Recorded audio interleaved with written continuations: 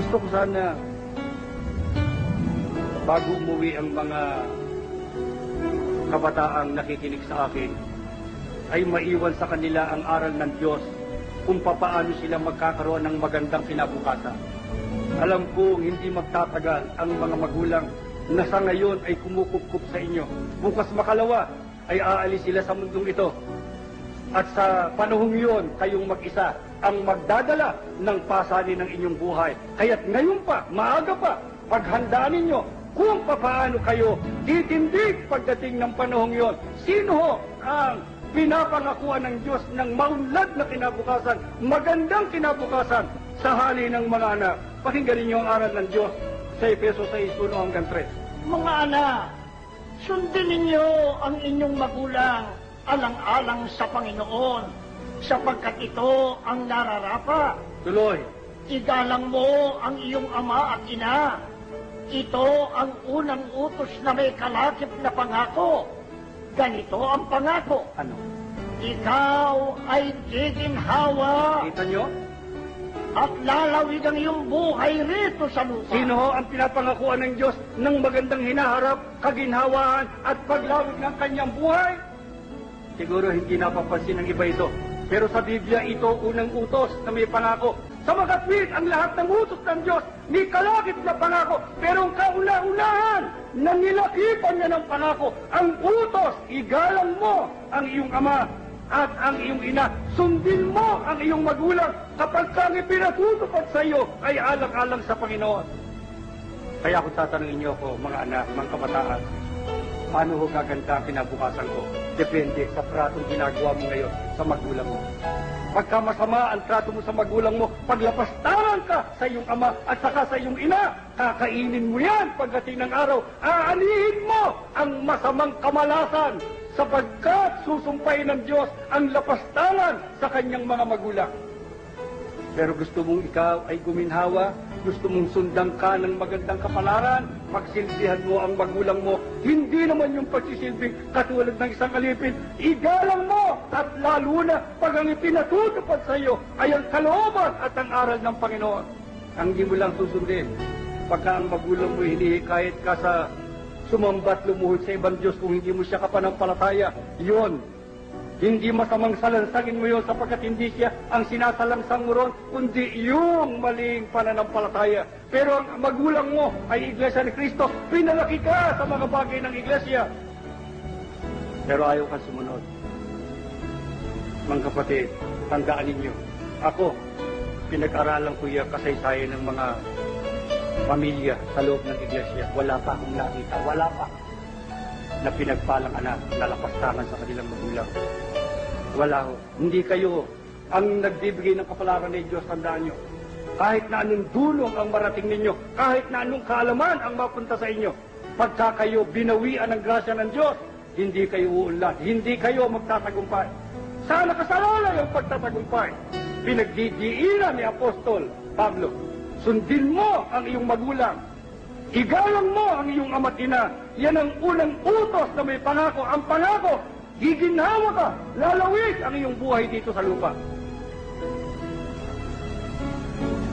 Kaya, ano po ang hinanakit ng Diyos sa ilan sa mga sambahayan na hindi ko gustong iwan ang mga talatang ito, sapagkat yung iba, sa Diyos sila naghihinanakit. Pag nakikita nila ang kaawa-awang kalagayan ng tahanan, kaawa-awang kalagayan ng sambahayan, kuminsan nakapaghihinanakit ang magulang, nasasabi niya sa Panginoon Diyos, bakit mo ginawa ito sa akin? Ang aking mga anak ay nagugutom, ang aking mga anak, hindi ko mapapag-aral, ang mga may sakit, hindi ko na maipagamot. Kami ay lumalangoy sa kahirapan, bakit mo kami pinabayaan? Kung nakapagsasalita ng ganyan ang isang magulang o ang isang anak, pagka siya naghihinanakit sa Panginoon Diyos, ang Diyos man, meron ding hinahanap, meron din siyang hinanakit sa mga magulang, sa mga sambahayan. Ano po yan? Bakit ang iba'y hindi niyo pinagpapala?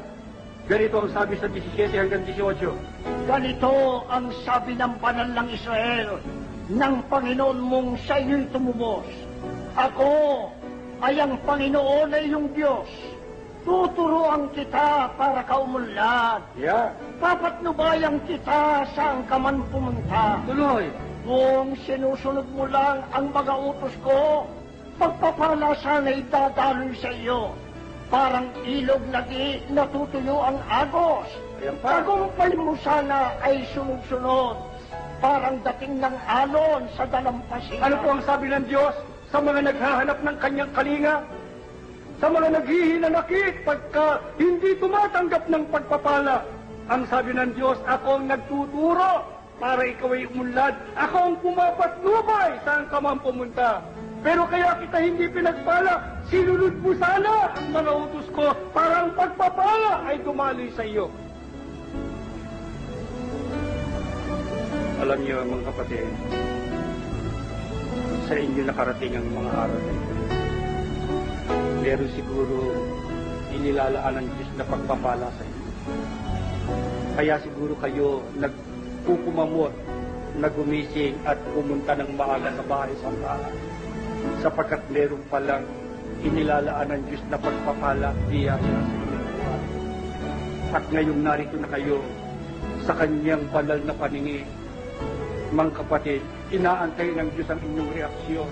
Inaantay ng Diyos ang inyong pagtugon kung papaano nyo tatanggapin sa buhay ninyo ang mga narinig ninyong aral. Alam ko ang suliranin ng tahanan. Alam ko ang suliranin ng maraming sambahayan. Pero dumating na ang pagkakataon na tayo ay pinagsasalitaan ng Diyos. Hinahanap niya ang pagmamahal sa Kanya. Hinahanap niya ang pagsunod sa Kanya, ang pagtalima sa Kanyang kalooban. Kaya niya pinipigil ang pagdaloy ng mga biyaya. Kaya ako'y magmamakaawa sa Kanya. Maawa ka sa akin, Panginoon. Pagka papaspasan mo ang iyong iglesia, isama mo ang mga kapatid ko sa luhal nito. Tignan mo ang kanilang kalagayan. Hindi man sila magsalita sa iyo. Batid mo ang suliranin ng bawat tahanan. Pero gusto nila amang makasunod sa iyo. Kaya nga sila pumasok sa iyong iglesia. Kaya nga nila tiniis ang pagtatakwil ng ama't ina na hindi nila kapanampalataya. Kaya nila tiniis ang lahat ng mga pag-uusin sapagkat mahal ka nila Ama. Gusto nilang pagsilbihan katigit sa lahat ay makasama ka pagdating ng dakilang araw. Kaya naman ngayon, hinihiling ko sa iyo, halika, babain mo ng basbas, unahin mo mga ama, ang mga amang naghahanap ng ikabubuhay. Mamaya lalakad na naman sila. Ang iba'y hindi alam kung saan sila makakakita ng pagkakakitaan. Hinihiling ko sa iyo, dakilang Diyos na nasa langit, halika ngayon sa mga ama, ituro mo sa kanilang mga pa, sa kanilang paningin, sa laro ng biyaya na maiuwi na nila sa kanilang tahanan. Basbasan mo rin ang mga ina na siyang tumatanggap ng biyaya.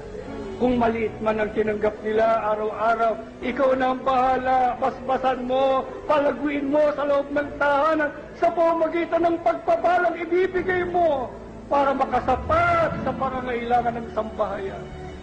Ama, pagka dadalangin sa iyo mga anak mong ito, pagka sila inuluhod sa iyo, pag may suliranin ng sambahayan, ngayon pa, inaanyayahan na kita, Ama, dalawin mo ang sambahayan ng iyong mga anak at sila pagtibayin mo na ikaw ay hindi magpapabaya sa kanila.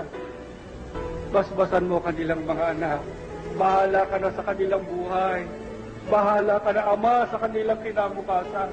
At ang mga anak na narito, ang mga magulang ay hindi pa Iglesia ni Cristo, ikaw ang kanilang magulang. Bahala ka na rin sa kanila.